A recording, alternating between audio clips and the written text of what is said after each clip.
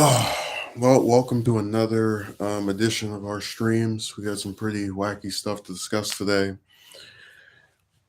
Um, I don't think I'm gonna make another edited video for a little while. That's because with we can't go back. It was really a sort of I don't want to call it an epilogue, but I try as hard as I can to not mention a lot of the full extent of things that bother me about that woman stuff.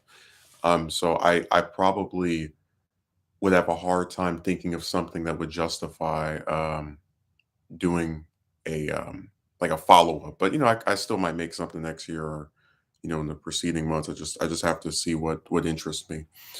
I'm glad Akatsuki Merchant showed up as early as he has because I was every now and again I'll just start thinking of certain things and then my mind will kind of just give examples and depending on how far it goes, I'll consider discussing it. But I was just thinking about how on the internet you have because I always describe it as a very toxic, nasty, dangerous place, right? Because it is. It has people who harass others, who attack others, who try to stalk them. Um, just very disgusting stuff. But like I remember back when I first really came online in the sense of before it was in that how to explain it. I used to have a laptop when I was in fourth grade. So this is like 2006, 7. And it was really the first time I just had like a computer consistently, like a computer that wasn't, something that was attached to a monitor and whatever. I could just bring it wherever I went. And I remember that, like, even back then, I looked up stuff that I thought was interesting. Sometimes I would watch stuff that was posted online for free. And I think about how back then I wasn't on any social media sites. I wasn't even on YouTube yet. That took a year. But it's really crazy to think of how the internet minus interactions with other people where it was just you use it to watch this, to read this, to some other type of purpose that has to do with information or entertainment. It was great. Um And I've often been confused by the I don't know what you would call it, the laziness, the desire to just not have what's a good way of putting it, a consistent use of it in a way that is productive. I'll give you an example. Um, so they announced a Ghostbusters Afterlife sequel however many months ago. And when that movie came out, there was a guy I was talking to, claimed he was a big fan of the series, etc. Um, And for whatever reason, because this still doesn't make any sense to me, he just never bothered to go see it in theaters, which annoyed me because this isn't like Marvel or DC where they're going to make 600, 700 million on average. This was a series that actually got in a lot of trouble when it had a all female version with Paul Feig, and then it underperformed or bombed at the box office.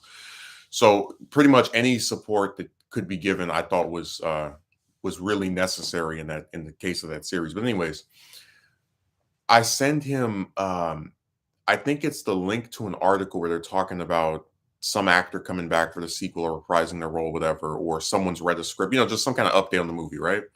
And he goes, "Oh, I still haven't seen the first Afterlife." Like, how could you not have? You said you wanted to see it. It's available on the internet and in some circles on the internet for free. It just seems to me that if any there's like if I don't know, to me it seems like if there's any movie that you want to see, especially if it's like a major one that's been released in the last couple of years, give it a few months. It's online and it's usually in HD. So I just didn't understand how a person who is on the internet every single day for hours on end, couldn't, if they want to see this movie so much, go and watch it. I mean, just give you an example. Yesterday, I watched Top Gun. I'd never seen it before, the original movie, and then I turned on Maverick for like in the background because I was doing something, and I want to watch it again because I didn't feel as if I was fully paying attention.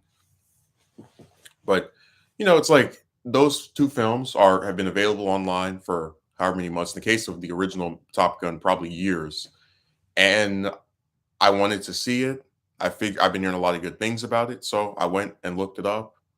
I actually got it on Apple TV and just clicked it, and there you go. You didn't have, there wasn't basically what I'm conveying is anytime there's a film that somebody wants to see, and they're using both online and these different streaming services, usually they can find it. There are some rare movies, but that's usually pertaining to films from like 30, 40 years ago. Like current release stuff is a lot easier to get your hands on. And it really baffles me that in an era where there's so much where accessibility to entertainment is at its highest, people just can't be bothered.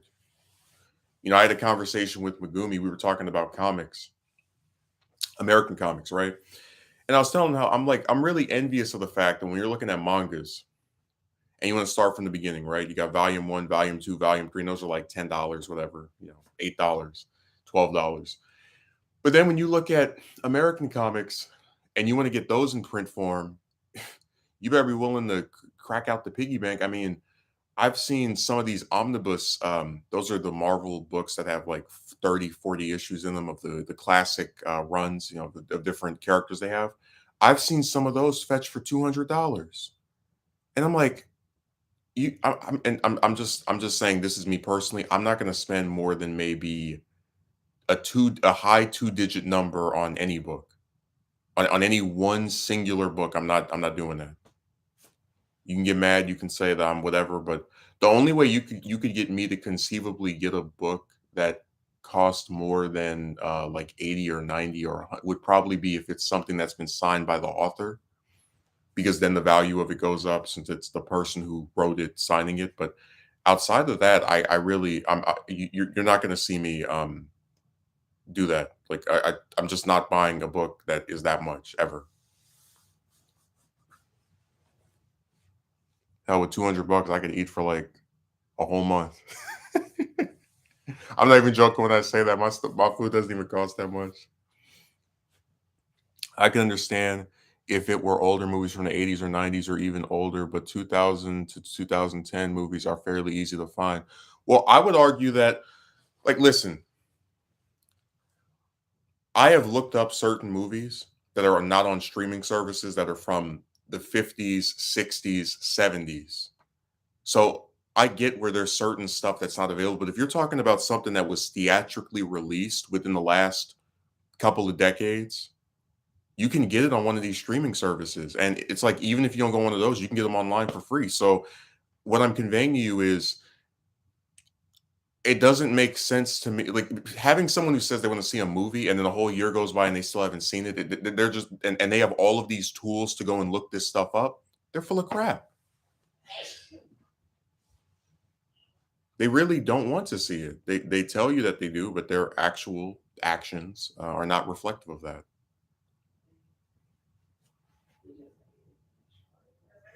Like I said, when I saw Top Gun yesterday, I went online and it was there. I went on a streaming service and it was there. I clicked it, I watched it, it was enjoyable, and now I want to see it again.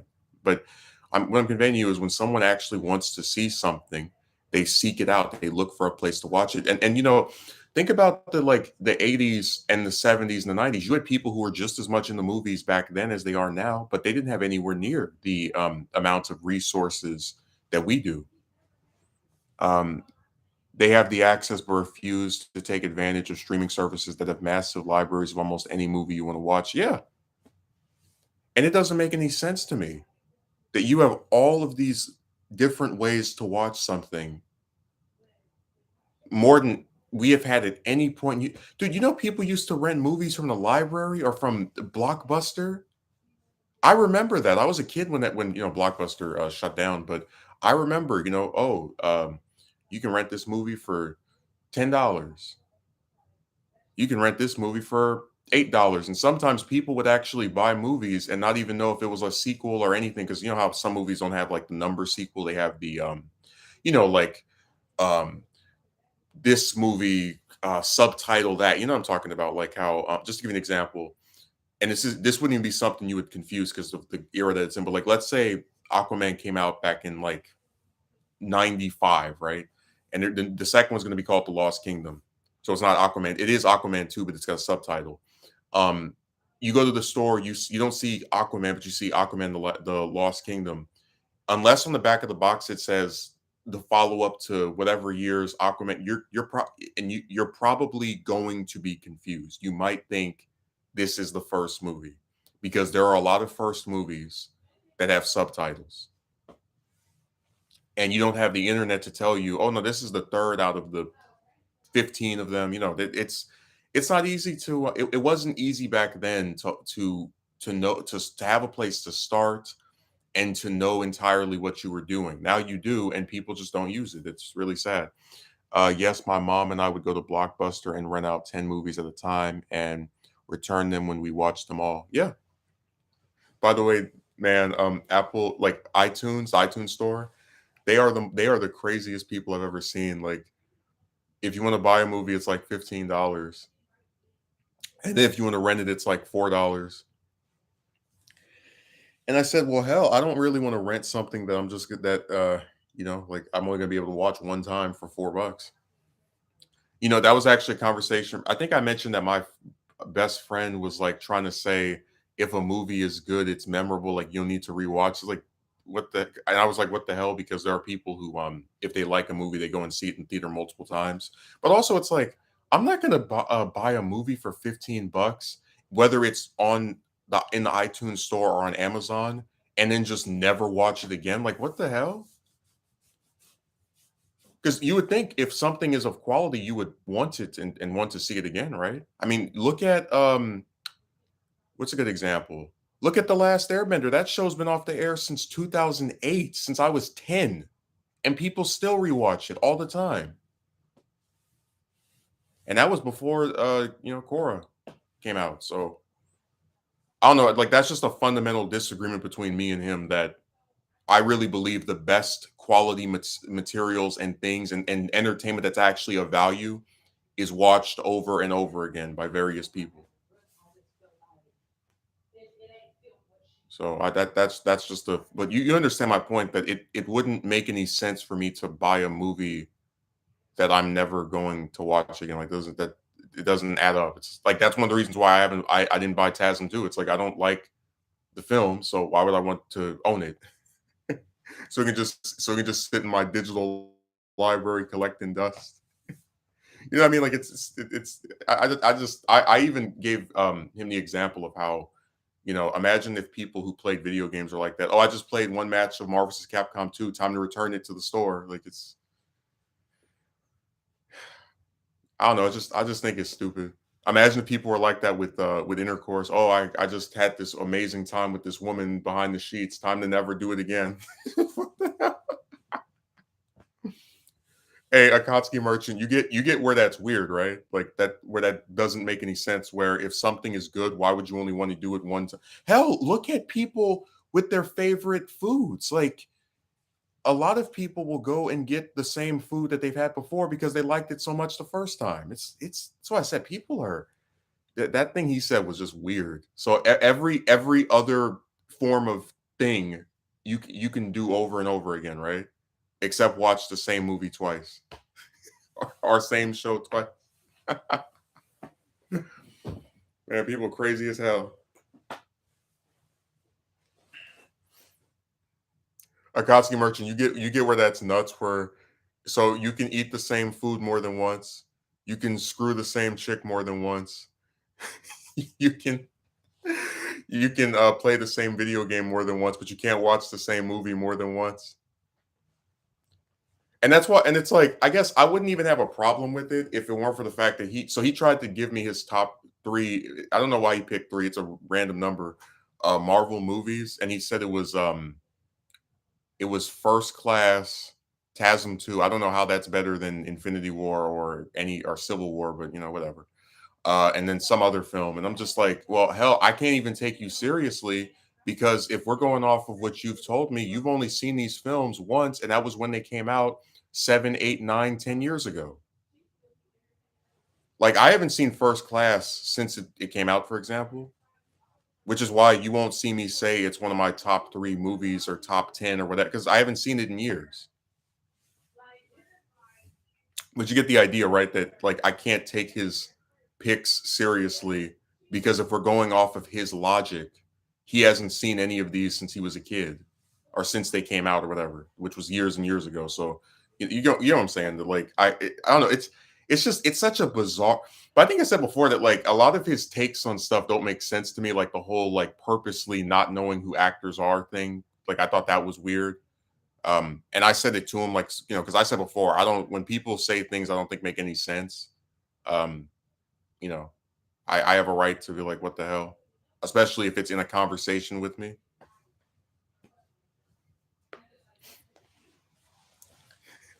These are my top three movies. They were so good, I never watched them again.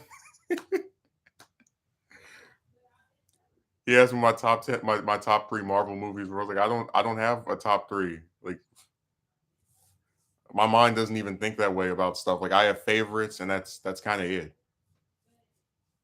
The only thing he was able to ask that actually had like a little bit of stake to it, as far as like it was easy for me to, you know, give a response to was when he asked like top three superhero movies, you know, in general. Because that was way easier for me. I picked Superman 1978, Batman 89, and the original 2002 Spider Man because all three of those were transformative works within their respective genres. So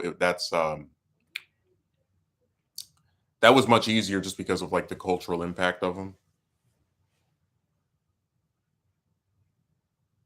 I know somebody would get mad. I put 89 over Dark Knight. I love Dark Knight, but I'm just, you know, it doesn't cap off that same trilogy of stuff that I of films I think were very transformative.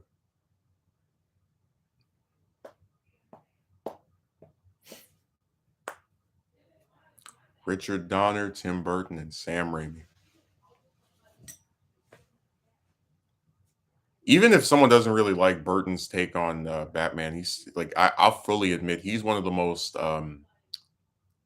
like you can watch something he made and just feel it is his. Like he has a very distinct gothic um style that I very much appreciate. And of course, my friend had never seen 89 or 78 because he only has watched stuff that's come out since he was alive. So he didn't know what he didn't have any way to counter it. I don't know. I think it's so weird is that like over the last 2 or 3 years, I've just been watching more and more movies, like at more than at any point in the past. Just like there are so many days where, especially when I'm not working, I'll just go and say, "Oh, I guess I could watch like two or three of these. Never seen them before. Why not?" Like a lot of times, I'll get drawn in by there's maybe an actor I know or a director I've heard of, and then I'll just go and check it out. But I was just saying that's definitely not something I used to do when I was, you know, a kid or younger or whatever. That's like a that's one of my few new things, new hobbies.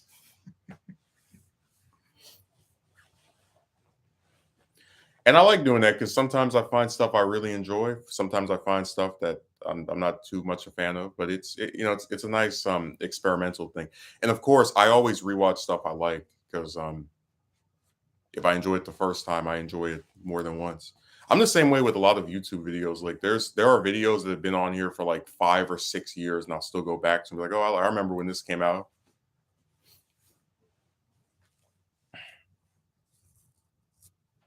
No, I'll never be able to understand how anyone says with any type of like logic in their mind, you can play the same video game more than once. You can pork the same woman more than once. You can eat the same food more than once, but you can't watch the same movie more than once.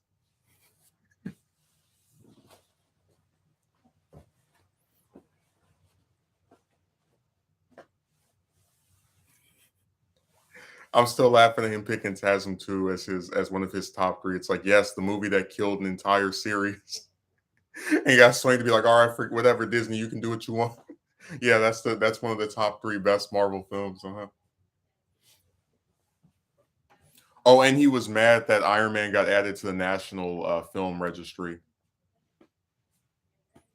which is you know the most culturally significant movies. It's like it's really not hard to see why. I mean, it literally started the best-selling film franchise ever.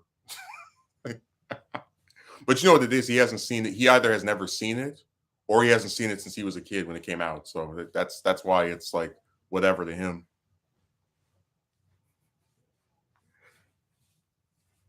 You definitely won't be seeing TASM 2 get put in there, that's for sure.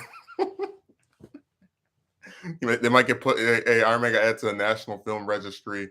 TASM 2 might get added to the National Dumpster.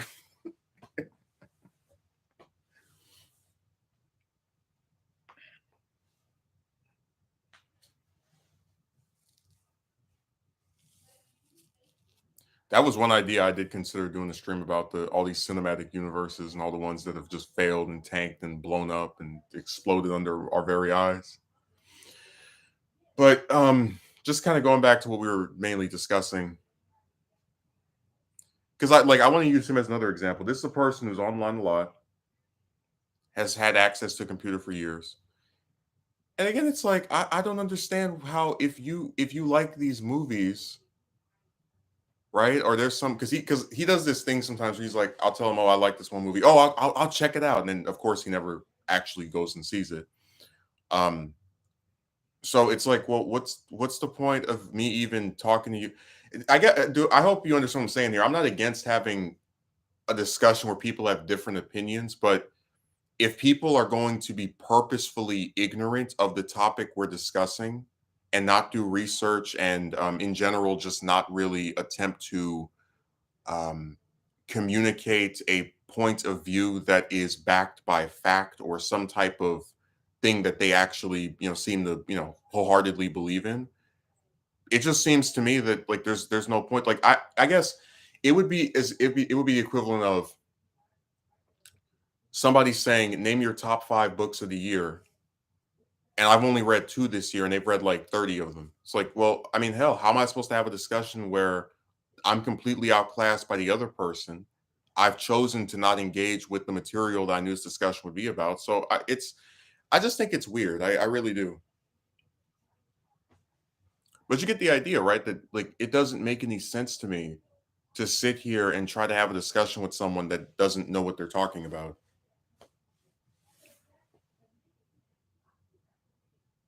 So it's really unfortunate that this stuff is the way it is. Like I said, the internet is such a vast resource for a lot of entertainment, for a lot of shows.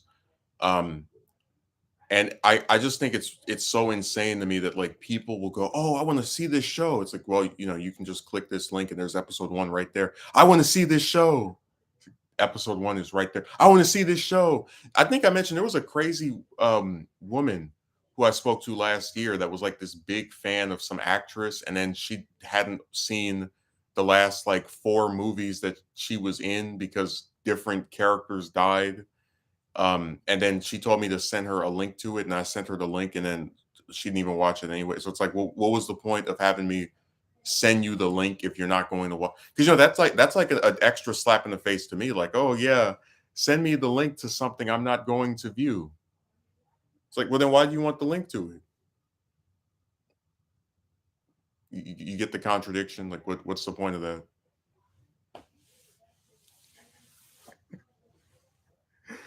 Dude, the internet has made people so lazy. Like they have to do to watch movies now is just type the movie's name in and then put watch or here or something like that. And Google, and this is brand new. Google did not do this 6 or 7 years ago. Google will say, oh, it's on this streaming service, it's on that streaming service, it's on this website. And then it's like after they get the link, they just sit there and stare at it and they don't even check it out. Which drives me crazy because it's like I remember when I was like first online, you didn't have streaming services. There was no Netflix. There was like none of that. This stuff existed. And it's like they have more ways of watching things at their fingerprints, at their fingertips, I should have said, excuse me, than at any other point in history. And it's just squandered. Like they just don't care. They say they want to watch stuff, and then when they have the chance to, um, by both convenience and the time to do it because they're not working or at school every day, um, they just don't care. They don't care to actually check out the things that they claim they're interested in. It's really sad. Um, because I think if you're like, I give you an example. I'm not a sports fan. I don't care about basketball, football, soccer, whatever. If other people like it, that's completely fine. It doesn't bother me. If you want to watch the NBA, NFL, whatever, go ahead. Um, so when I don't watch entertainment that has to do with discussing sports, it makes sense. It's within what is known about me. And it's not something I'm communicating a desire to do while not doing. But if you have someone who says they love the NFL and then, they never watch any of the games, they never, make any attempt to actually engage with the thing they claim they like, that's weird. I mean, I just don't. I guess in a lot of ways, it's kind of like how you what's a good way of putting it? How, like, we've talked about this before, but like most people who are subscribed to somebody don't actually watch the person they're sub to. Like they just click the button and they vanish. Which is a fact. I mean, you look at certain channels on here with millions of subs, they only have like 100,000 or less views of video. So I guess in a lot of ways, the way that people act online with when it comes to these streaming services and other places that allow them to watch stuff for free or are for a cheap price anytime they want, um, is pretty much the equivalent of that, where they have the option to watch something. It's there all day long, and they just never get around to doing it. So it just stays there and gets dusted effectively. It just sits there forever and ever. I think that's really sad. Because like I said, the internet is a very it's a place that has a lot of issues and like screwed up people on it, but like as an actual source for information and for things you can, like enjoy watching, that have been made, available through all of these different people that have put this stuff on there, right? I just think its potential gets squandered a lot.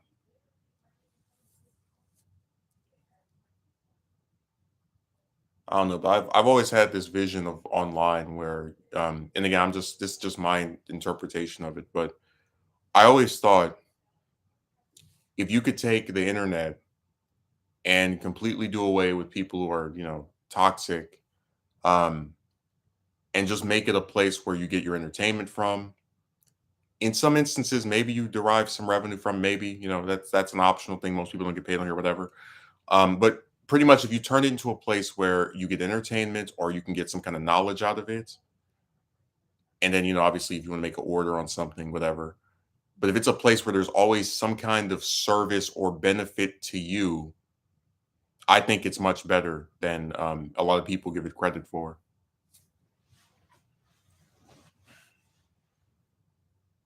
Because, like I said, I have exercised and eliminated a lot of the sources of discomfort for me online. Like, I'm not on Discord anymore.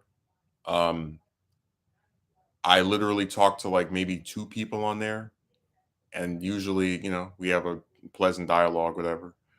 Um, I only go on Twitter to read what other people are writing. There's really no engagement for me on any of these different sites except for here, and even that is kind of debatable because I mostly put content up versus actually like watching other people's stuff and trying to, hear whatever they're saying.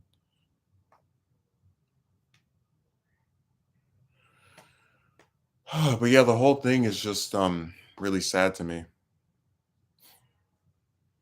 because I do think the internet is a place that can be very beneficial in terms of the stuff that's offered on here, and that people ruin it through the way that they treat each other and the way that they act.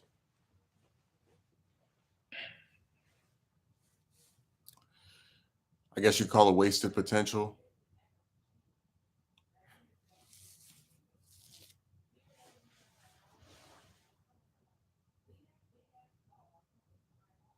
I don't know. The internet's just it's sad to think about. It really is. Yeah, but I have I don't know. I just for me a lot of times a day online is consisting of, you put your video up, whatever, and then you go and Maybe you'll write something in Google Doc. Maybe you'll watch something on there.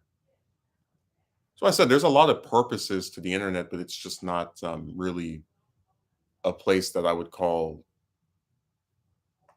I still would say it's dangerous. Like just, and that's mostly tied to the social media aspect of it. And we're not even talking about just like, oh, somebody might come on there and try to ask you for your whatever.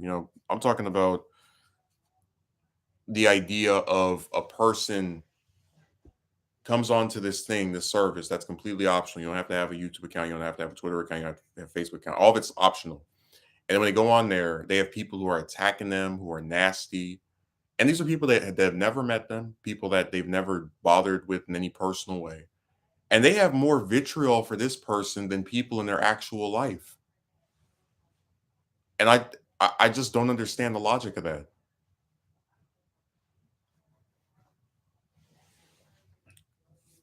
You could chalk it up to mental illness. You can say that because, like I said, there's plenty of people on here I don't like to watch, and I just don't watch them.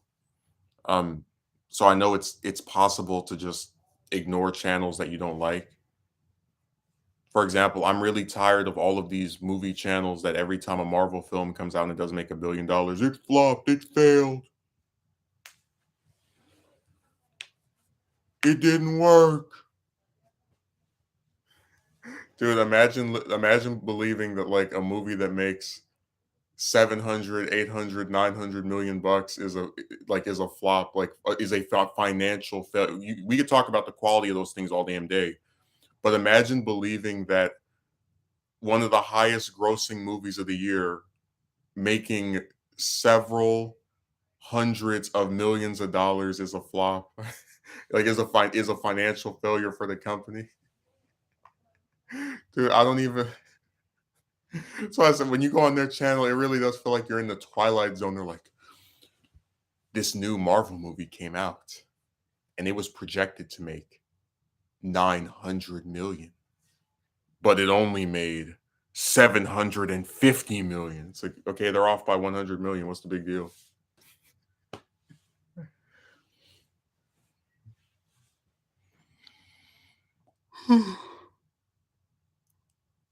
It can't be that they just don't like your content. You have to be the literal devil. Oh, yeah. These people act like if you make a video they don't like, you're the worst person that ever lived. You're like uh, Bin Laden or Stalin or Hitler or something. It's really weird. I mean, like I said, what would I look like? Because a lot of them are on that woman stuff, right? Some guy makes a video, and they have done this. They make a video. They're like, "I'm going to show you how to get a woman to like you," and then I think the video is full of crap. I don't agree with the topic, the things that are said in the video. And instead of just not watching that person who is saying something that I don't agree with, I don't endorse, I don't support, I'm going to go and every time they do a stream, write some weird comments, type some stuff in the comment section that has nothing to do with what they're actually saying in their video. And you just sit there and you're like, what is with all of this vitriol towards some person that you've never met that's talking about a subject that has nothing to do with you? If you don't want to take his advice or listen to him, you don't have to.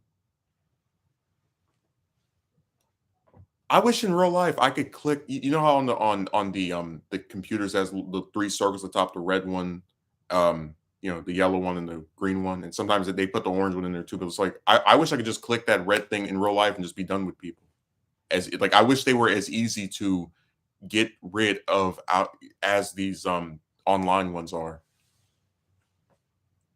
But yeah, they really demonize content creators. Like even with those guys that make those stupid Marvel videos, as bad as I think those videos are, and as I think they are like really nasty for no reason. Well, I know the reason it's for financial gain, but I would rather see them get laughed at by people who know they're full of crap than sit up in their comment section writing nasty stuff to them and saying, "I hope this happens to you," and all the other usual type. Because, like I said, I'm not. What benefit am I deriving from focusing so much on someone or something I hate? They're the ones getting paid, not me in that scenario.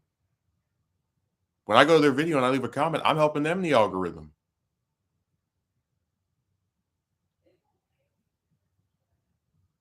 That's why I said, like, it's such a bizarre belief system to me. There's a channel you don't like, you don't have to watch it. That's why there's millions of them on here. In general, I don't really like movie reviewer channels because a lot of the times I don't like they fall into two camps. You have the people that make the hours long videos on one movie, which I don't have time to sit through. Or they make some really short video where they kind of are giving this extremely broad, vague summary. Um, and it's like them sitting in front of a green screen or camera, and it's like really lazily made. Maybe there's a few jump cuts. Like basically, there's no middleman. There's no, and it's like when I did my superhero review, right? That was a stream. We were talking about the movie, and people were writing stuff, and I was responding to it. It's like they're doing this every day or like multiple times a week, where they just get in front of a camera. Maybe they'll stick one or two clips of the movie in there and talk about what was good, what was bad, and then that's it. And it's like I don't know. It's too broad of an overview for me personally. So but hey, a lot of people like that. They're doing better on here than I am, so it must be working. I swear, one of these days, I'm just gonna make an account and I'm gonna just have like all the outrage stuff, like, look at what Marvel's doing for Phase Five.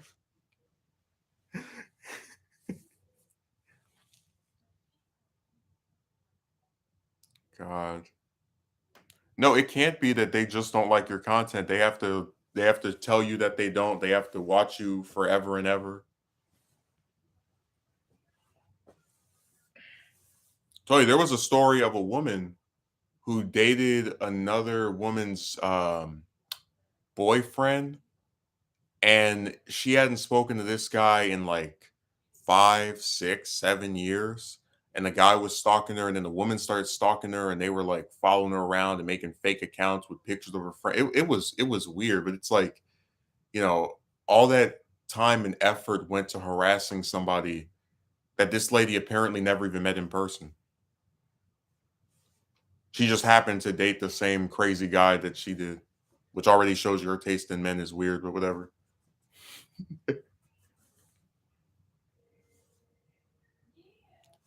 Dude, if you see some of the trash that women are attracted to, you'll really be like, and I guess when I say that, I'm not even talking about wealth or appearance. I'm just saying it's so sad to me that, like, because I genuinely believe this, most guys will not stalk a woman. Like, they're not going to go and follow her to different places and obsess with her year after year. I certainly don't look up anything having to do with any of the women I've been attracted to in the past. So it's like she dated a guy that was so damn crazy that not only did he obsess over her for years, but he like transferred his obsession to his girlfriend after that. You know what I mean? Like, it's weird, just thinking of how like it started with this one person that she was an item with. Then he became an item with some other lady. So it was like this weird love triangle slash hatred thing going, and it went on for years. Like, they have messages apparently wrapped up last year. It went back. This goes back to like 2013. Like, that's crazy to me. 8 years of trying to mess with the ex girlfriend of your boy. It's weird. But it's like, again, stuff such as that um would not happen were it not for the at least I don't believe it would have happened were it not for the internet. I mean, I've never seen in real life someone can, like, I'll give an example. Maybe in a non-internet universe, this lady could have still found where the other woman was living, for example, and then like posed as a friend or something. But she definitely wouldn't have been able to like take her friend's picture, and be like, I am this person, and get her to friend her on some website or whatever. You know what I'm talking about? It's easier to try it to think you're messing with someone online than it is in real life, and to like play tricks or whatever.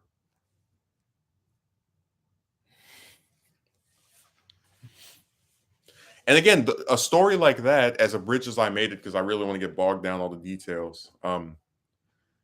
A story like that is another example of how the internet is not a good place, how it's somewhere that has added to the detriment of the people that use it. But like I said, if that's not really the, I guess I'll put it this way. because someone said a long time ago, and I agree with it, that the internet is a reflection of its operator. That it is something that is based off of what the people who use it do, and I agree with that. Like, I come online, I choose to make content, I choose to sometimes watch something I like, play something I like. Um, some people come on here just to try and mess with others and just to, act nasty. And like I said, it's a reflection of its operator because there are plenty of people online I'm not a fan of, and they don't need to know I'm not a fan of them. I just don't watch them or engage with their stuff. So yeah, it really, our online use is so interestingly tied to the way we choose to act and behave that I kind of I could see somebody doing a whole movie about it where it's just like different people on the computer. Some of them use it for work. They go on some website and talk to their boss, for example. And then some people use it to, for more nefarious purposes. Like it's all over the place. But yeah, people are very weird. They do a lot of stuff that I don't quite understand. It's really bizarre.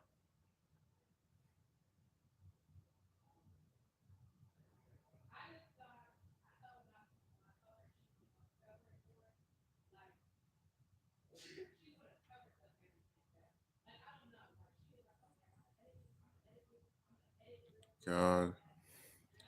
Also, if you can hear that, I apologize. But remember, what I said before, we have people who act like it's a superpower to, close their door so that other people don't have to hear their very loud conversation. So I am very sincerely sorry if you've been able to hear the other individual that is here. There's so much stuff I wish I could say on here. I really do.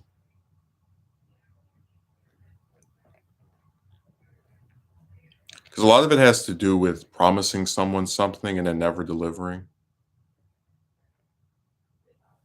Um, so, for example, a Akatsuki merchant. Let's say I'm your guardian. Maybe I'm your uncle. Maybe I'm your dad. I'm a person who, by all accounts, you're supposed to trust, believe, whatever. And I tell you that you're going to be getting a bicycle, okay? And this is after you ask me for one, right? Because you need something to like take you from point A to point B. That's okay. You're gonna get this bike on Wednesday. Now Wednesday comes, the bike is still not here. You go, what happened? Oh, I have to go and fix this thing up and take it to a shop and have the guy repair the wheels, whatever. But this should be done by Saturday. Saturday comes, the bike is not here. What happened? Oh, well, the guy is still fixing it, but it should be done no later than next this Monday. Monday comes, the bike is not here. What happened? Oh, the bike is getting fixed up in the front because there's a part of it that busted on the side as well. So that, but it should be done by Thursday. And then Thursday comes, the bike's not here. What happened? Oh, the it needs to be repainted, and they're doing it repainting, and it should be done by Sunday. And then Sunday comes, the bike's not here. What happened? Oh, they need to make the wheels gold because I think it would look cooler, but it should be done by this next Wednesday. And then Wednesday comes, the bike's not here. What happened? Oh, they need to make sure that the wheels are fully gold because the rims might rip up, and it should be done within the next 5 days. And then 5 days pass, the bike's not here. What happened? Oh, it turns out that there was actually like it. I swear to you, that exact same scenario as I just gave you the example has been going on for 6 or 7 weeks now. You get a person who every couple of days gasses you up into thinking you're getting something that you need, and they just keep delaying and I just threw my hands up in the air last week because I got sick of it. I was like, this has been going on since technically September, but the thing of like them saying every couple of days, oh, the progress report, whatever, since the start of last month. And I'm just like, why is it that when somebody tells you they're going to do something, instead of just doing it, they give you all of these stupid updates that become less and less believable the longer they keep telling you. I mean, I swear I must have called this person like I don't even know how many times over the last month or so. It's been like 20 times, and they always say the same stupid stuff. They give these updates that go nowhere. And it was driving me insane. I was like, what? Why can't you just do what you said you would do? So I said, man, if like I don't even need trolls on the internet. You have trolls in real life. They're just wasting your time and delaying things that you actually need and screwing you over. I'm sure I'll be done in by some combination of the two of them together. God, like all of this hype for something you have no intention of doing because and we know you don't because you keep delaying it and giving all these updates that are going nowhere.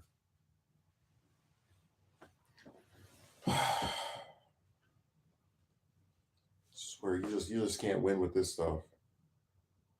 Delay after delay after delay after delay after delay after delay. But believe me, trust me, I'm totally telling the truth.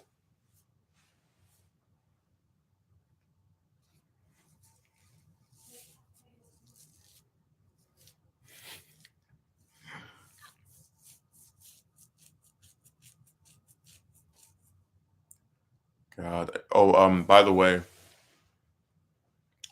I was um I was also thinking about this.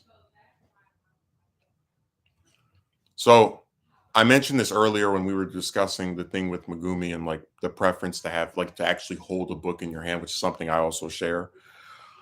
Um, you can go on a lot of different comic websites and read whole hundreds of issues worth of comics for a few dollars or possibly even free.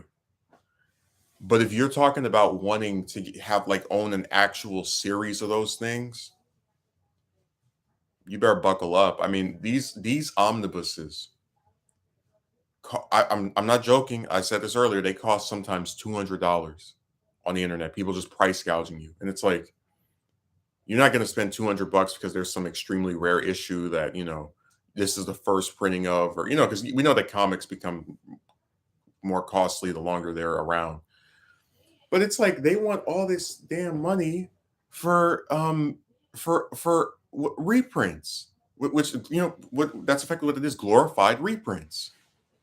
And it doesn't make any sense to me that you would expect me to like shell out all this cash for something that I mean, I'm just trying to get this thing to read. Like I don't want to I don't know, it's so bizarre to me the way these people act and their like thought processes with stuff, like hey, let's take this book that's $60 in retail price and double it up. It'll be 120 when we're online, or it'll be 180, or it'll be 240.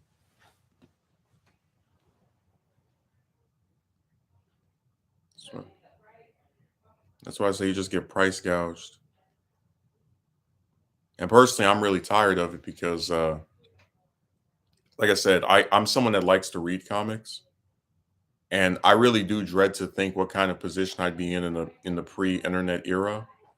But seriously, like a lot of the good of these websites that have comics on them is that you actually have the ability to just go and read a whole run and not spend that much because I just don't think you should have to spend hundreds of dollars to read what 20 issues, 30 issues, 40 issues. That's crazy as hell to me. And that's one of the reasons why I've always said Marvel is doing them NDC are doing themselves no favors. Um, like a lot of non-comic readers say that getting into comics is hard and like they don't know where to start, which I still call BS because I feel like with the digital era, you can pretty much pick a place. Like for example, if I want to start reading Marvel in chronological order, because it's all been one continuity. You start Fantastic Four. That was the first book Lee and Jack Kirby did together. After that, you can go to Spider-Man Avengers, whichever other titles you want to pick. But my point is that someone who actually wants to read this stuff is going to get into it. But it's going to be harder when getting collected volumes of this stuff costs an arm and a leg. And they're expected to shell out all this for so little. I mean, it's just so weird to me.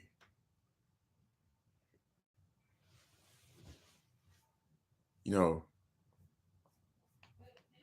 Marvel really hates themselves to make their original runs of these comics like cost so much to where nobody can no normal person can just go out and get all of them. So I don't feel bad when people read that stuff online and don't bother with getting collected editions because there's no point unless you want to sell yours online and price gouge people too.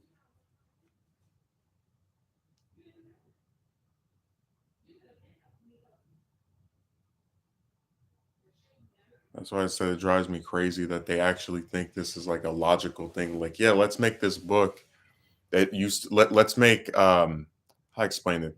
Let's take comics that when they came out were like a dollar, $2 and stick them together and then charge you $200.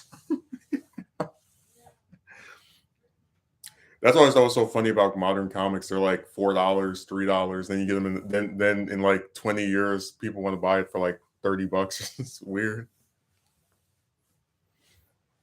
Mm. Hmm.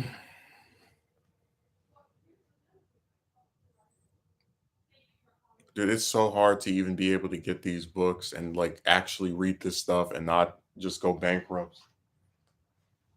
I mean, I was looking up Chris Claremont's X-Men, which, like I said before, is in my opinion the definitive X-Men run that people who call themselves fans of that team should read if they like him so much. Um, and I looked at Volume One, it was like they wanted $200 for it.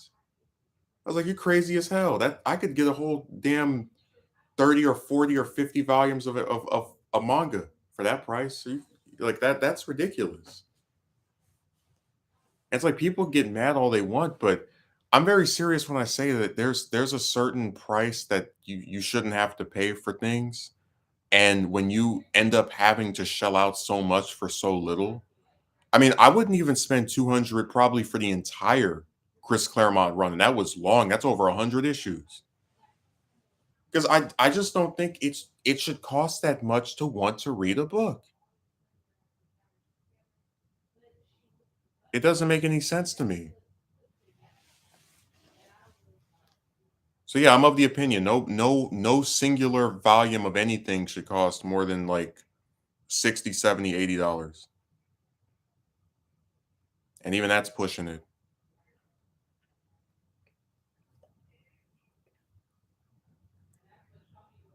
Like I said, this stuff is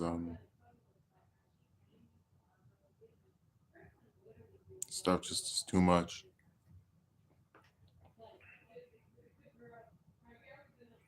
Yeah, I'm really tired of the price on this stuff. It starts getting kind of insane.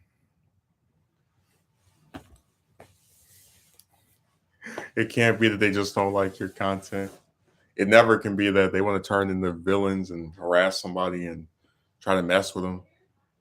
But like I was saying, the internet's a really good place if you want to read comics because it's got I know whole websites where they upload entire runs and series and just a lot of and again it's like I'm fully aware majority of people are not reading these, they have no interest in these, but I like that I have the option to read stuff.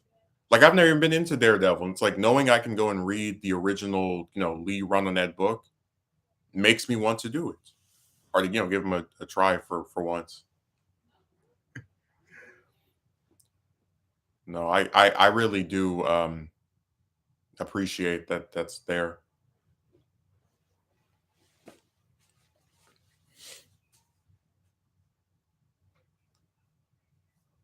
You have to be the worst person ever in order to justify their irrational vitriol.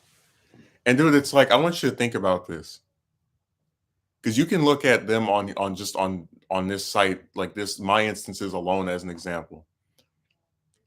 You have a guy that says back in March of what was that last year? Something to the effect of, "Oh, you know, your complaining continues.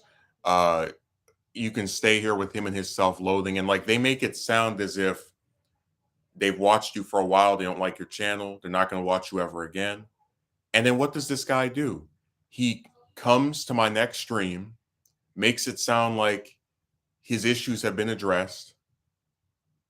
Then changes his name to start trolling again and does this month after month. And you're like, well, hell, it seems so weird to me that a person who apparently did not like my content, dislikes me on a personal level, even though I've never done anything to him, but whatever, would keep returning and coming back and writing stuff and trying to get my attention after they said in their first appearance that they were done watching me.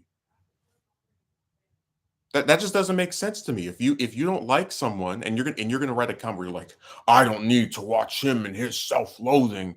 Why would you keep coming back unless you're crazy as hell?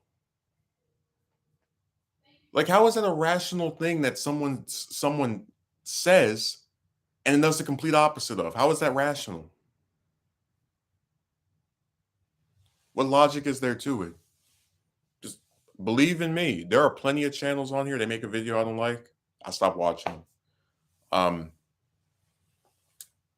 I had one channel where there was a guy who used to make stop motion videos where you make like stuff move. I used to love stop motion when I was a kid. I would have like different toys I would take pictures of over and over to have it move. In fact, actually, one of the few regrets I have about YouTube is that when I was a kid, I wanted to do a stop motion of like Transformers, right, where you can like show them transforming and fighting each other and whatever. And I just could never get the stuff. I could never get the toys and then like have a set because people move stuff around so much and they're throwing, just it just was never going to work out for me with regard to that particular ambition or desire. But I was thinking about it, um, and I said to myself, isn't it crazy how all of these people, right, who I've stopped watching, there's always like there's a reason for it, and I just don't watch them anymore ever again. So, for example, there was a guy who did stop motion. I just mentioned this, and I used to love his channel. All his videos were so great to me. He would have his stuff moving. It was he'd write the scripts, whatever was funny. I liked it. And after a while, he stopped putting up videos. Like, okay, well, I'll still stay sub to him. Maybe he'll come back, whatever. Um, then he starts doing these streams with this this girl, and it's weird because I'm like, what's with this weird change in content? Why did we go from? By the way, somebody actually said when people start streaming over and over, that's where they go into their lazy content era. But I was like, what's with this change in content? Why do we go from all of these well done stop motion videos when he was a kid to just like sitting around with this chick and talking for 2 hours with different people in the background? Then one day he announced that the girl was pregnant with his kid, and I was like, I'm not watching this stupid thing anymore. And after that, I unsubbed. I haven't watched a single damn video since that happened. And look, you could say, oh, he's jealous, right? I am, right? Which might not be too wrong for believing that. But the other part of it is I came there for stop motion videos, not to hear about you get knocking up your stupid girlfriend. Which is why, and I didn't say anything to him. I didn't start trolling. I didn't start making 900 accounts to keep coming back and writing weird stuff in his chat. I just left. I said I don't like the direction that this channel is going in. Didn't say it to him, of course, but that was my internal thing to myself. So I was gone. I have not been back since. That was over. I think that was at least over a year ago. He will not see me back on that channel. And I know it wasn't over like somebody having a kid because I mean David Packman had a kid recently. I'm still gonna watch him. I don't watch him as much as like secular talk or something, but you get the idea. So it's not it wasn't even just like over having a kid. It was the fact like his whole channel just changed before my eyes. And all these other people, all these people like other folks are just like, he'll eventually start doing stop motions again. Yeah. No, not at all. I already see the direction this is going in. No, that lazy content, we already know. That's what I mean. It can never be that he just doesn't like your content. It has to be complaining in order to justify why he's still watching you and getting mad at you for it. Yeah, that's why it's weird that I like when that guy made that stupid change in his content where he stopped doing the stop motion to sitting with his girlfriend. I didn't complain. I watched it maybe twice and I looked and noticed that every time there was a new video on his channel, it's him and his stupid girl sitting in front of the camera staring and going, hee hee hee. And I just said, I don't like this. And there was no justification because it would be different if it's like, okay, he's making some stuff I don't like now, but he still is making the stop motions, like thing I originally came here for. Like it's like a side hustle, hobby, whatever. But the entire channel morphed into him and the woman. And I was like, I'm tired of this. So there were no justifications to stay there unless I just wanted to troll. But I told you I have like actual things I want to do. I don't have time to sit here and mess with people that I don't, like. Like I'm not even joking. I'd rather watch a movie or read a book or some other thing I enjoy than sit there and watch content I hate. Like I just have never. That's why I said a lot of people have these like vapid existences where they just sit around trying to watch stuff that they claim they dislike. It's like for what?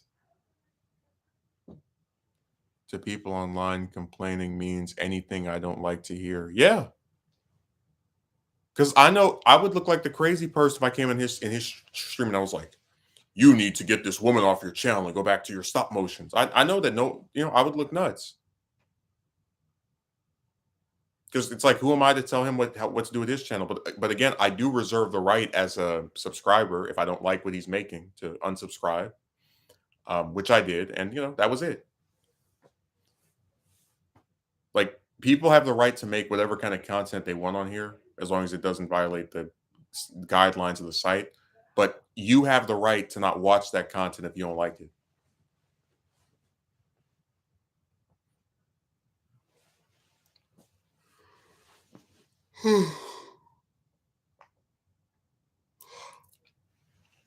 It goes both ways. By the way, Akatsuki Merchant, did you hear about the DC reboot shakeup where apparently the DCU was really dead this time, and even though they got Cavill to come back and do a cameo in Black Adam, he's not going to actually be in the. We're just not getting Man of Steel 2 anymore. I don't know if you heard about that, but I was very upset because it feels like such a. I guess I'll put it like this: if we didn't get that cameo, I was sorry. Well, that was wishful thinking. People were holding out hope for Cavill to come back, but it's like you bring this guy back after years of just nothing, right? And then you start talking about Man of Steel 2, Man of Steel 2, Man of Steel 2, and then you after he's back for 2 months and filmed a little cameo in a movie, just pull the plug from under it. Like it's so tacky and weird, and it's like they really don't know what they're doing. Yeah, they basically gave the middle finger to DC fans and burned the DCU to the ground.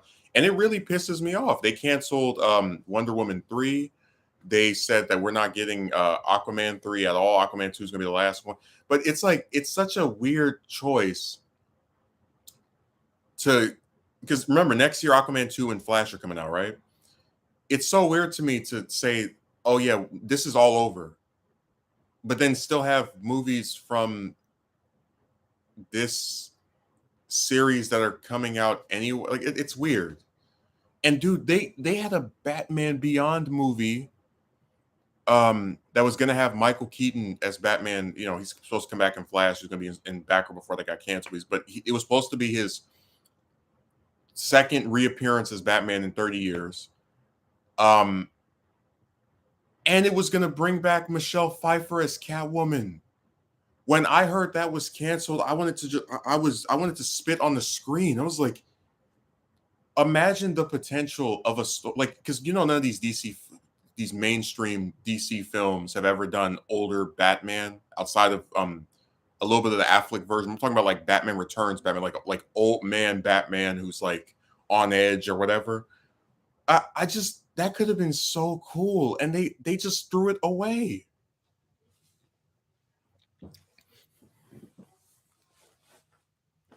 Dude, every time I hear about Man of Steel 2 and the ideas that they had, it is so sad. Like having Brainiac as the main villain of a Superman movie at last.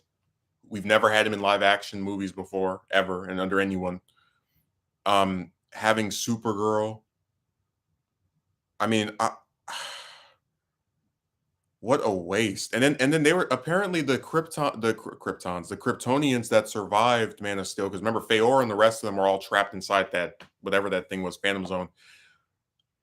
Apparently they were gonna come back and there was gonna like the plot was gonna revolve around like them as well. I was like, damn, man, that could have been so good. Seriously, like I really hate because like when Flash when we found out that um Michael Shannon was going to come back and play Zod again for Flash, right? I was excited because I really like his performance. I really think they shouldn't have killed him off, or that I was glad that we were going to get more stuff. And I was like, okay, cool. So if they're undoing the ending of Man of Steel so we can keep getting Zod, that means that he'll be trapped in the Phantom Zone, and then we can have like, some kind of like maybe villainous team up with him and Superman in the future or whatever. That'd be kind of cool. But then all of it is going to be so like he's coming back to have his death undone just to never be used again. Like it's why I say it's weird.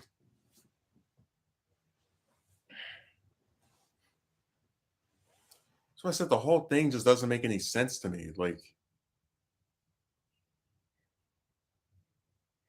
why bring Cavill back just to get rid of him again after not he didn't even get a movie, he got a cameo. And like I heard there's somebody made a video where they were trying to say that people who were like outraged over this were more Snyder fans than they are DC fans. Like, well, I mean, listen, if you tell somebody that this is the DC cinematic universe, this is going to build and build on stuff just like how the MCU does. And then you bring back one of the main actors and you say he's finally going to get his solo standalone sequel that we've been waiting for 10 years, and then suddenly just pull the rug from under everyone. People have a right to be upset over that. I mean, I like DC, the comics themselves as much as the next guy, but I'm not excited to start all over again with the movies because I didn't feel like we'd done everything we could. Like I said, the MC, there are people who say the MCU should have rebooted after Endgame, which I don't agree with. But at least with Endgame, it felt like a conclusion because a lot of the actors didn't want to come back, like Evans and Robert Downey Jr. But it's like um, Godot, Cavill, Affleck, like Affleck, with the exception of Affleck for a little while because he's apparently coming back in Aquaman. These people are all up to keep playing their roles, so I don't really understand what the logic here is. Like you didn't have to do this. Imagine the goal of these executives see all this anticipation from the fans and decide they're gonna rip it from underneath them because my money, my money. But Akatsuki Merchant, do you understand where if they had not like if Black Adam didn't come out, didn't have the scene with Cavill, I might be a little bit more accepting. But the fact that they brought him back and teased a showdown between him and The Rock just to not only not do it, but to pull the rug from us, be like, oh yeah, no, he's done. That little cameo, that was his last scene ever. Do you hear where that's crazy? Like, what the hell's wrong with them? So no, I really don't want to see younger Superman movie because Man of Steel was basically that. It was his origin, him fighting his first supervillain. Like that's why I said I don't want to start over because we barely even got a damn start with the one that we had for 10 years.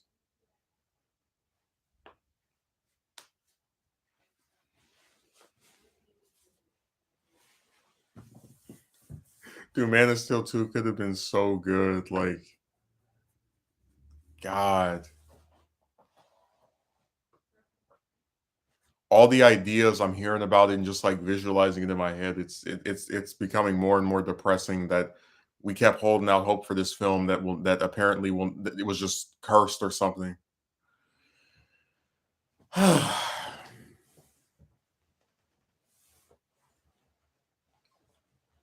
mean,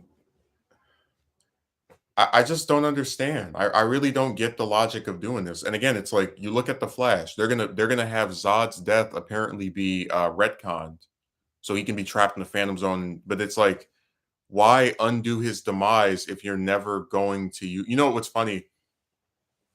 You had these idiots that were talking about, I don't want to see any of the past Spider-Man villains after No Way Home because their arcs have been concluded. I'm like, dude, Green Goblin's arc was concluded in the first Raimi film. Like, and you know, again, it's like you're fine with him coming back after dying in the original 2002 film, but then you're not fine with him coming back after living in No Way Home. Like, you don't get like how Twilight Zone-ish that is.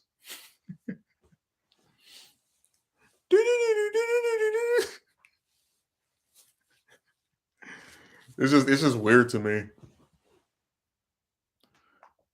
So they're gonna retcon Zod's demise so they can just have him sitting up in the Phantom Zone and never get used anymore for the rest of like I don't understand what their logic is. I still want to see the Flash because I like I said it's got Keaton, it's got Zod, um, plenty there's plenty of stuff I want to see that's returning in that film, but it's just I don't I was more excited for it before I heard this news. Now the news has left me really confused and perplexed at the choices that they're making. And they're talking about getting rid of Momoa and having him like he's not going to play Aquaman anymore. He's going to be playing playing Lobo. And I was thinking to myself like that means out of all the DC films, they're either going to be one-offs like Man of Steel and The Flash apparently are, or they're going to be duologies. And I swear when I was thinking of every time I think of a duology, I always think of the TASM series where it's like, yeah, they were supposed to make a third one, but not really.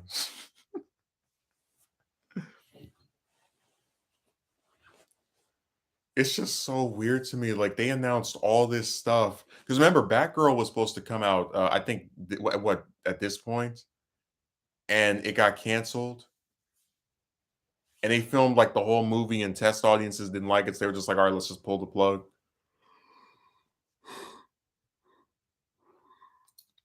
That's why I said I'm getting really sick of DC. Like not even the DCEU because the directors and the actors are not in control of the things that the studio is deciding to do. But just like in general, I'm tired of all the delays and the maybe we'll do this movie, maybe we'll do that movie. You know what I mean, right? Like I'm getting really fatigued from all of this wishy-washiness that they have where they're switching back and forth between this idea and that.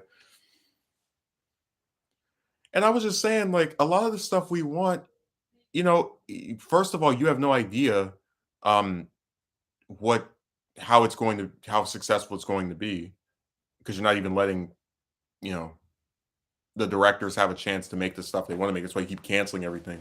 But what drives me crazy is let's pretend the DCEU had 5 more years, right?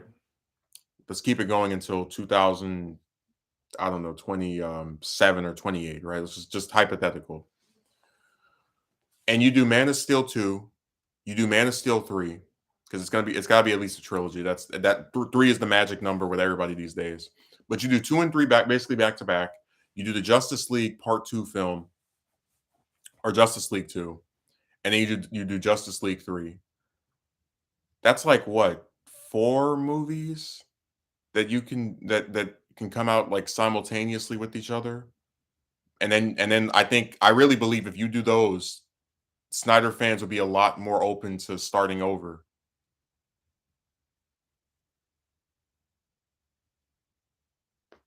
Personally, I'm really sick of trilogies, but that's besides the point. I don't know, man. I just feel like there's an alternate universe where After the first Man of Steel, you got the second one 2 years later. Then after that, you got BVS, and before that, you had the Batman, solo movie. You got Justice League, you got Wonder Woman, Man of Steel 3. Like I don't know. It just seems like I can't believe we spent 10 years never getting a true sequel to that first film. Like it just never happened, and we didn't we kept getting jerked along over and over again year after year for nothing. So yeah, I'm really sick of DC, and truthfully, besides the Flash and maybe Aquaman, I could see myself not never watching their stuff again because, like I said, I'm a bigger fan of the comics than I am of these films. They're hit or miss for me. Um, so I'm just tired of starting over. I'm really sick of reboots.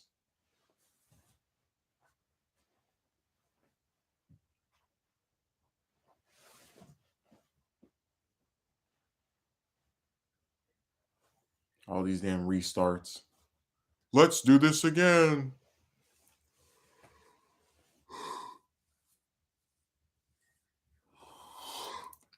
Hmm.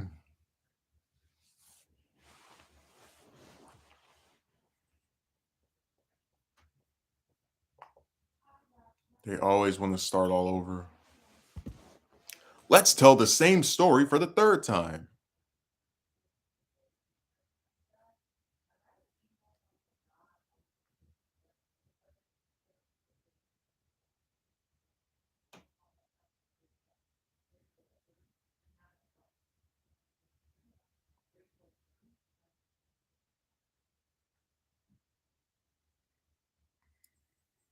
Mm-mm-mm.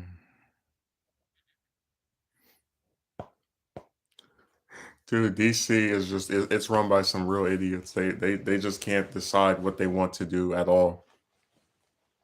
In October, we were getting Man of Steel 2, then in December, we're getting a reboot. I remember before that, they had something about Val Zod or some Michael B. Jordan character that was gonna like it's just all over the place.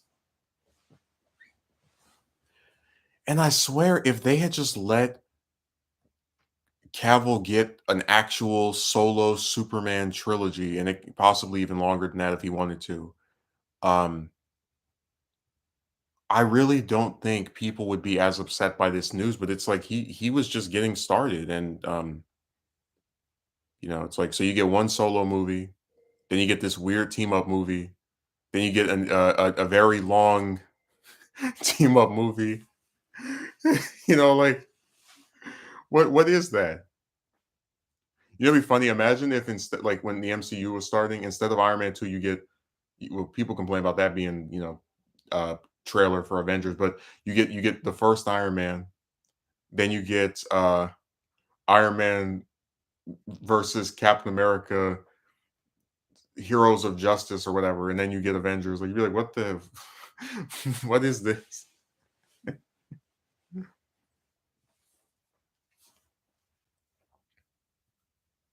But yeah, there was a lot of anticipation from fans because Man of Steel 2 sounded like it could be interesting and different. We've never had Brainiac in any of these films.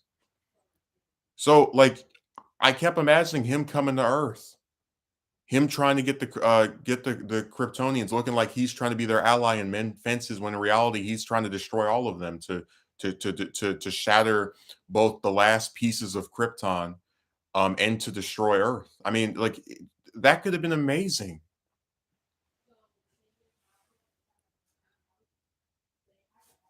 Dude, I just hate this so much. Like every time there's a movie I like and there's a sequel that there's announced for, I'm always thinking, oh, they could be this, they could do that, they could do this.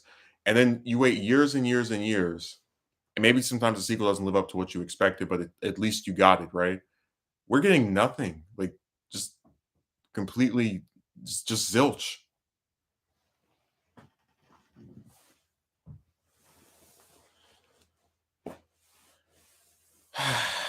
God.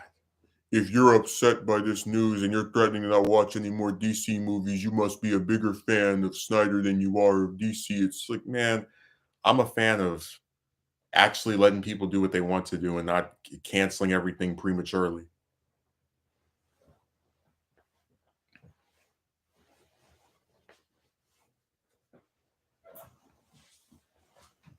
Now these executives are really stupid. My money.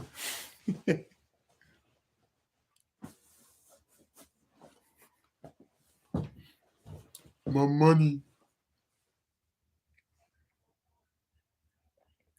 Swear DC is just run by some really crazy people.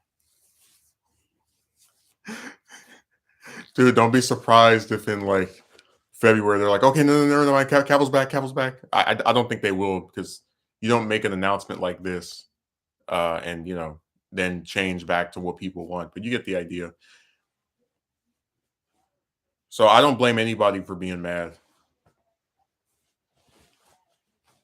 And like I said, I mean, I'm tired of starting over with this stuff. I want a continuous series that actually progresses. Maybe there's a movie you don't like that's in there, whatever, but they keep it going. It's just so weird, man. Superman is a top priority. That's why we're gonna throw his actor in the trash and get another one and start from scratch.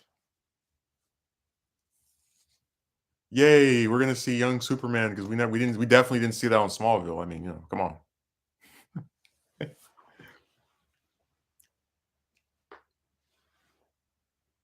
I don't know why they can't just. I'll tell you, man. People are so weird. But like the decisions they make, the stuff that they throw away, it doesn't make any sense to me.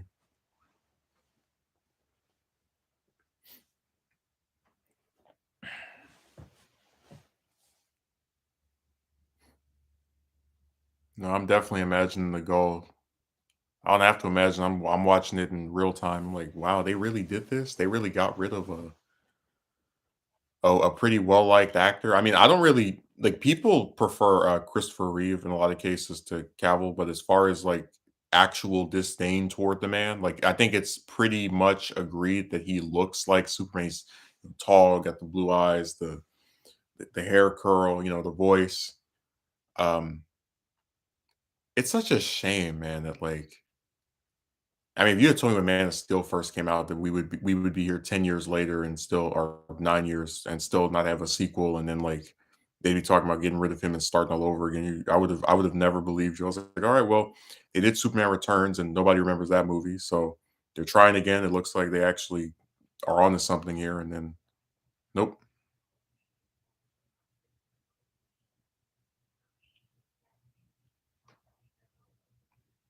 I just think it's so crazy.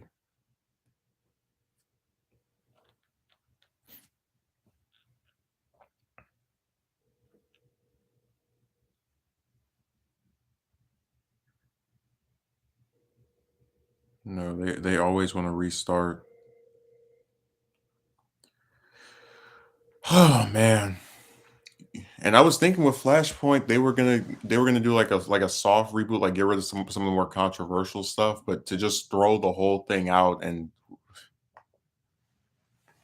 dude, that makes me even less excited for Flash. It's like, so yeah, everything that happens there's not gonna matter because it's all been erased anyway. I can't wait to see Ben Affleck come back as Batman so I can never see him again after this movie, except for another cameo and something else that was pre-planned.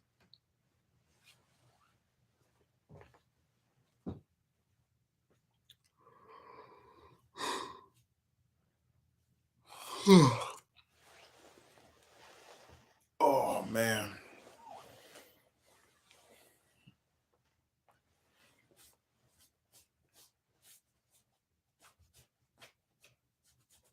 I swear you just can't win with this stuff.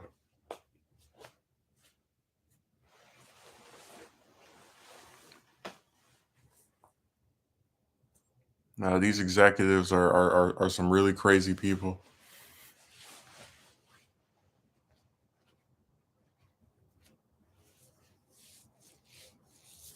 They do some things that don't make any sense to me.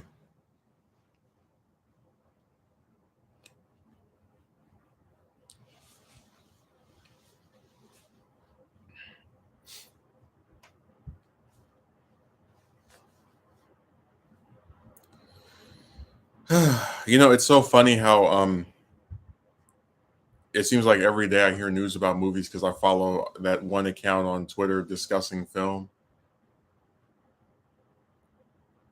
But it's kind of funny to think about like back then, not even 10 years or like 11, 12 years ago, you would just have movies come out. You wouldn't even know about all the behind the scenes stuff.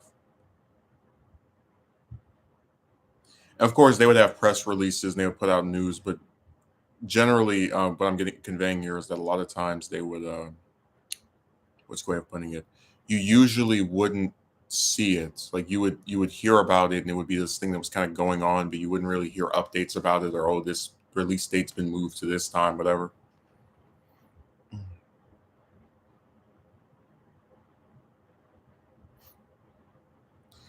And next year is going to be a really lousy slate of movies. I can tell you that.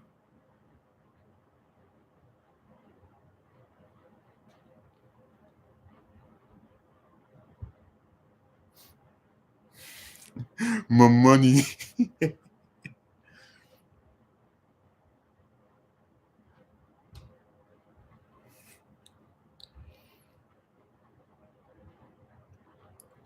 I'm just remember I did that one stream about the death of the DCU and like it's dying all over again,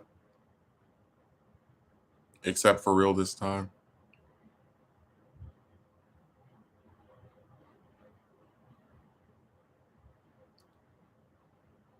Oh my god, these people get on my nerves. Yeah, it's wiki piss begging for money. So I'm looking at some of the releases we have. Is anything coming out in January?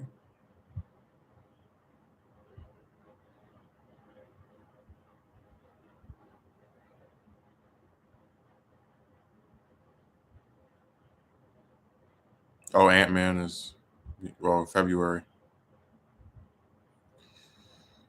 Oh, it's all going to be cold corporate creativity stuff, stifling garbage. You know what's so sad? Like I get people have their problems with Snyder or whatever, but I really believe this wholeheartedly.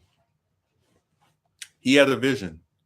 Um, they have Man of Steel tie-in comics that show that Kara or Supergirl does exist, and they also had Snyder point out that like there's different stuff that alludes to Brainiac and Man of Steel, like the way certain stuff is shaped.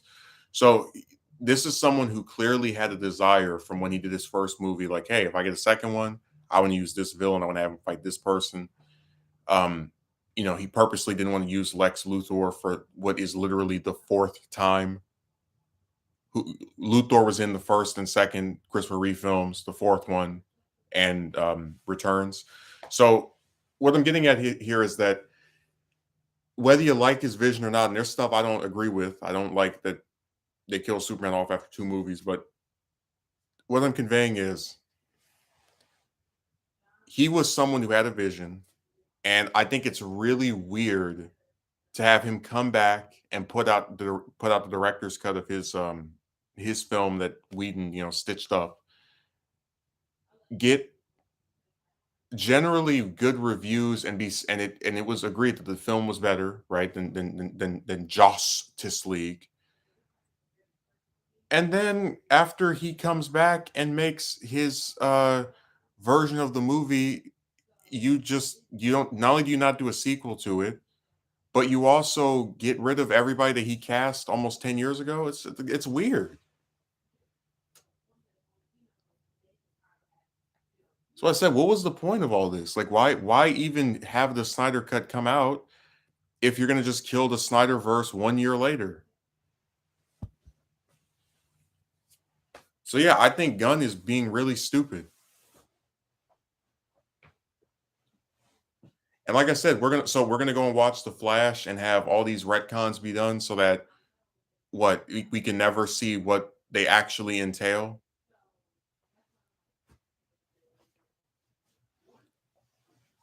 No vision, man. People have no idea what they're doing.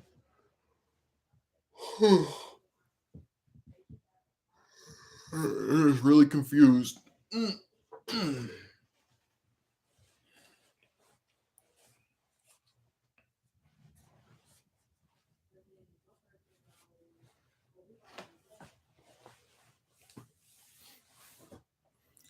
No, DC is run by some really weird people that make choices that make no sense. Hi, Akatsuki Merchant. I'm gonna have you come to my stream and explain your position on this issue. And then, like, while you're halfway through explaining, banned. It's like, then why'd you ask him to come? You're just gonna get rid of him anyways. Like, why have Cavill come back and do the cameo if you're just gonna get rid of him? Number is this? Oh, spam.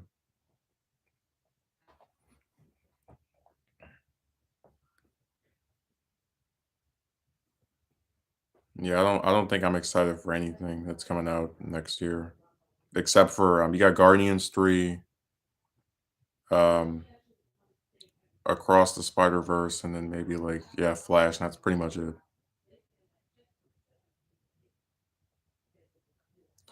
But it just drives me crazy that we're sitting here and like all of these people are just so they're fine with this. They think it's a good idea. And I think I mentioned before, a lot of people when they appeal to the idea that starting all over is good, um, it's like it's kind of like my unknown enemy is better than my known enemy. So if you have people who don't like what Snyder did or don't like the direction of it, they think that automatically if they just reboot and begin again everything that has ever been, you're going to get this much better product automatically. Like you're going to have all these great, amazing films. They're also these terrific character pieces. And really, it's so stupid because what do we know about superhero film fans? Some people will love a movie, some people will hate a movie. Some people say one's really good, some people say one's really crap. So I can't wait until if they go ahead with this vision, you start getting this slate of new DC stuff, and every single time a new one comes out, this was bad, it was awful. This actor didn't know what they were doing. I already know it's coming. I already know. And it's gonna be fun to watch. Trying to see them appeal to people who are never satisfied. I'd have a lot more respect for them if they said, you know what, we're gonna do Man of Steel 2, but it's gonna have a what do you call it? It's gonna be like a little bit of a soft reboot in the sense that people for he didn't die, that's been deleted, whatever. Um, Zod is still around, but trapped in the Phantom Zone.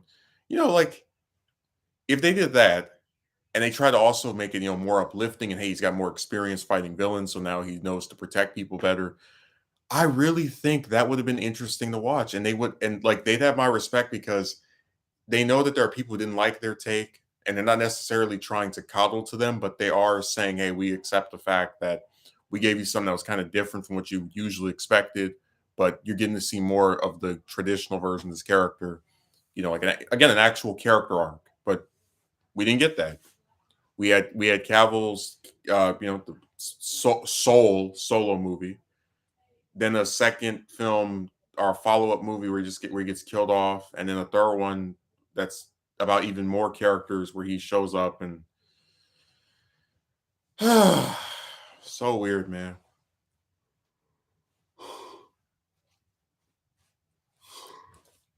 Dude, we should be at Man of Steel 4 or 5 by now.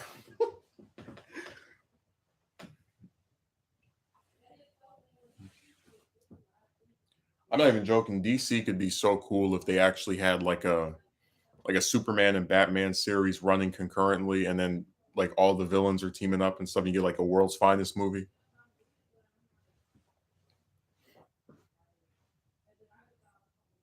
So I said I'm just so tired of the same old crap. Dude, we're not even getting movies anymore. We're just getting updates. This film has been delayed by 8 months. This one's been moved up by 2 weeks.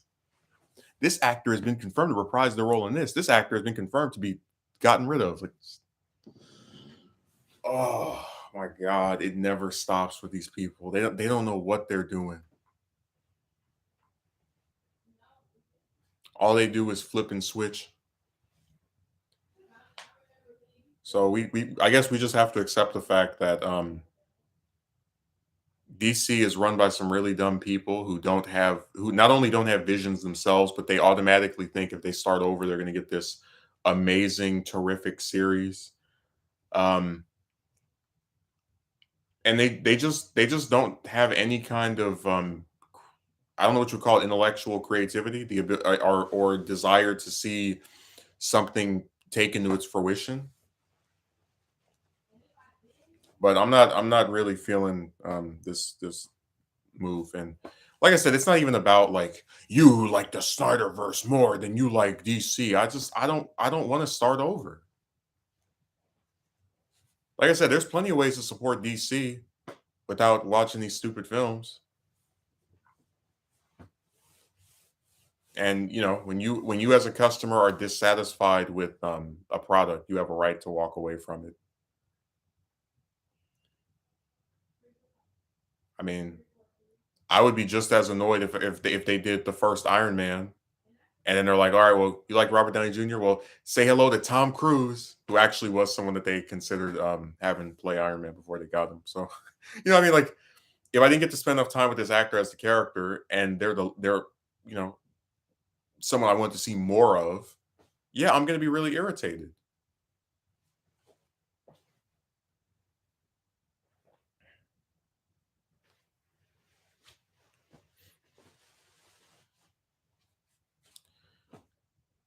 You know, I really think that reboots are going to be the death of cinema.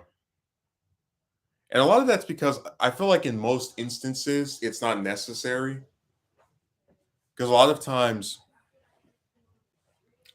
you'll have some series where it's like it's been like what 10 years since the first one came out, 5 years, 6 years, 7 years. It's like the actor isn't even that old. Like Cavill, I believe, could play Superman for another 10 years easily.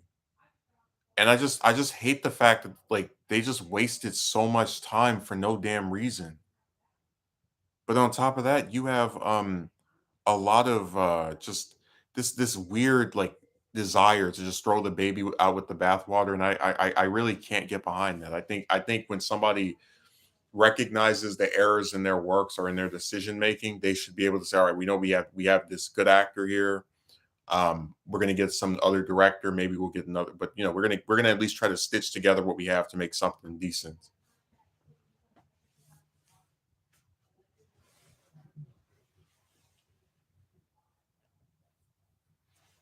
Hello. Yeah, I'm streaming. Oh, I thought you already were there.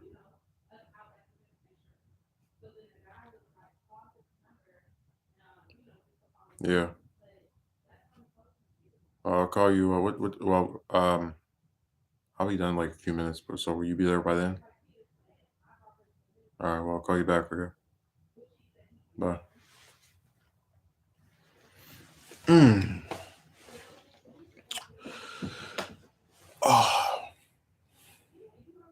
so I guess this is just the full vision of superhero films, just starting over and over. I swear, I really do mean this very sincerely. I would have been all up for having Cavill play Superman for like let's say four Man of Steel films, five, six, whatever number he wanted to play, because he's someone who loves the character. And then you get rid of Superman, you either have him get like actually killed and stay dead, like the well, Death of Superman story was just a cat was it would they knew they were gonna bring him back from the beginning, but just like you have something like that, but it's real this time where it stays in continuity. And then, you can still have stuff with Superboy, Supergirl. Like his depiction could end up being just as iconic as RDJ's or Chris Evans' depictions of Iron Man or Captain America because it was given enough time to be a mainstay of American cinema for about a decade before the baton was passed. You don't have to always just start things over from scratch to get a similar result of like, yeah, this person, they were there, they did something good. So I'm tired of reboots, but whatever. This is the reboot era. Let's start over. Not me. I'm not watching that. But I may read the plot summary. Anyways, I'm done. I'm gonna call this person back. Thanks for showing up, Akatsuki Merchant, and have a good rest of your day.